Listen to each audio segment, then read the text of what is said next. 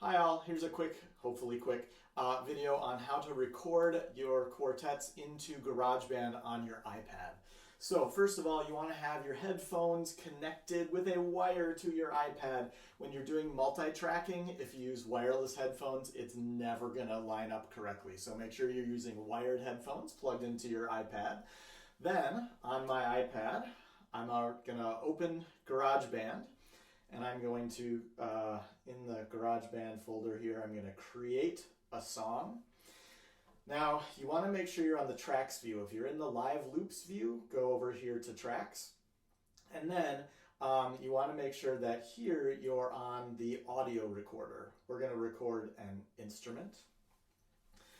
Now, for this, we're going to change the default settings. You don't want any of this reverb and stuff on that. So you want to tap here on this, and then just hit reset, and that'll get rid of all the crazy funky effects, which trust me, you want to do. You also want to test in this screen right here the input level, and you can see this green line when I play a note. So you want to make sure you're getting sound, and that's going to be picked up by the microphone in the iPad. I have the iPad kind of hanging off the music stand here because the microphones are actually right around here around the camera, so it'll get a better sound that way. Once I have that set up there, then I'm going to hit this button up here to go to the tracks view.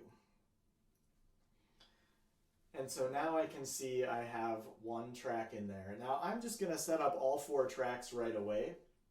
So I hit the plus, and I repeat this thing for each of the 4 tracks. So now that I have all my tracks created, I need to do a couple other things really quickly.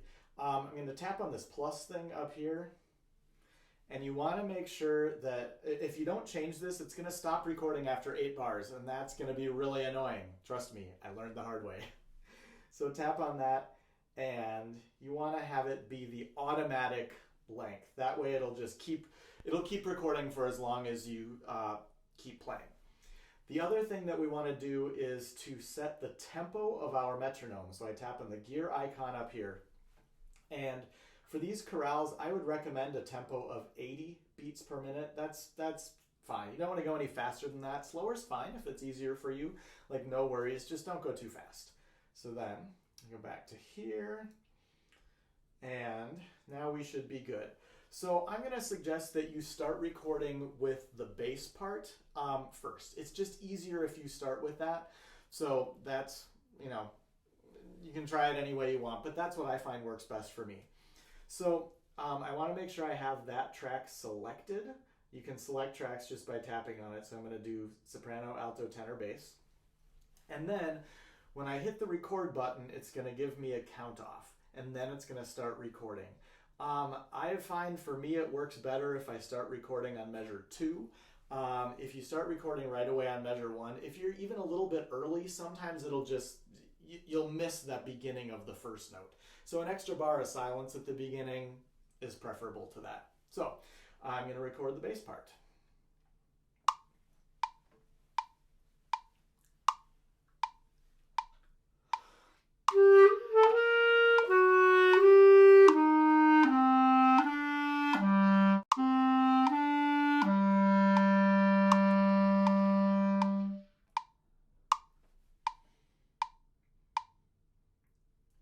Stop when I'm done, and if I go back to the tracks view here, you can see I've got my recording, and it contains sound. There's some waveforms in there, so we can see that I've successfully managed to record some sound.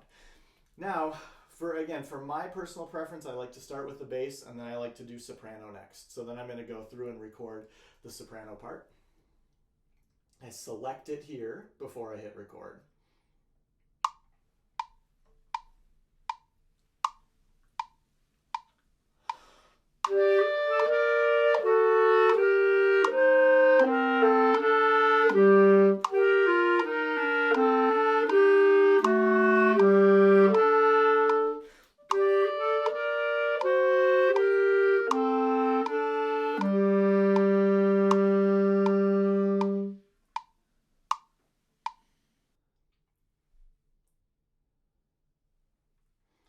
So I was hearing the bass part in the headphones along with, and I'm really making sure that I'm lining up all these recordings exactly with the metronome and with the other parts that I have recorded.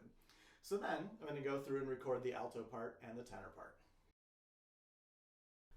So once I have all 4 of my tracks recorded, I'm going to want to listen to it just to make sure that everything sounded okay. If you mess up on a take, you can just stop and you can delete that one take. You don't have to start over from scratch. But you do want to make sure you listen to the whole thing when it's done, just to make sure that it sounds right.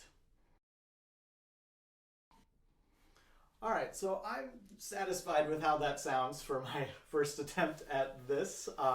So the next thing that I need to do here is export the audio from this, because you don't want to just upload the GarageBand project file into Canvas. You want to make sure that you're actually like exporting it as an audio file. So I'm going to go back here to this top left button. It's going to save my project. So what I want to do here is I want to select this. I'm going to tap to select it, and then I'm going to share. Now I want to share it as a song. And here it doesn't really matter too much. I'm just going to default to this highest quality, the iTunes Plus. It's fine either way. And then I hit share. And now it's going to ask me where I want to share it to. And what you could do, there's a variety of different things. You could put it directly to your Google Drive. You could email it to yourself.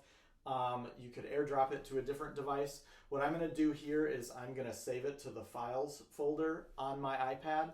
And then I can go into files and I can upload it to anywhere else that I want. So it's exporting that song right now. And now it's going to ask me where I want to save it. It doesn't really matter where, just as long as you remember where it's going. So I'm going to put it in my GarageBand folder, and I'm going to tap save. And then it's going to save it there. So now I can go out of the GarageBand app, and if I'm in the Files app, it's there. And I should have named it something other than my song, but it is what it is. So then that's your audio file, and that would be the file that you upload into the Canvas assignment. So hopefully this is helpful. GarageBand on the iPad is a little bit confusing and cumbersome at first, especially until you get used to it. But don't let the technology get in your way of being able to perform musically. So good luck and have fun.